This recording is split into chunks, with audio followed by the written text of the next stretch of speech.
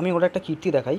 ও তো আমাকে মনের চোখে কামড়ে যাচ্ছে, ঠিক আছে, কিন্তু ও অলরেডি ওর দাদাকে ঠেঙিয়ে এসছে। ওর দাদা ভয় ঢুকছে না, ওখানে বসে আছে, তাকে ধরে উদম মেরে এসছে, ওকে ঘর ছাড়া করে ছেড়েছে। ঘরে ছিল, ঘর ছাড়া করে দিয়েছে, নিয়ে গোটা ঘর একা দখল করে এই করছে।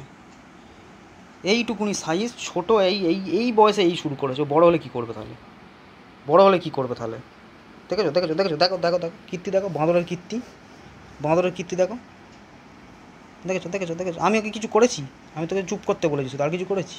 উল্টে পাল্টে ডিগবাজি খেয়ে কী করছে? খেলা দেখাচ্ছে। আমি খেলা দেখবো না তোর, তোর পচা বেড়ালে আমি খেলা দেখবো না। হতক ছাড়া কোথাকার, হতক ছাড়া, হতক ছাড়া পাজি, উল্লুক, হনুমান।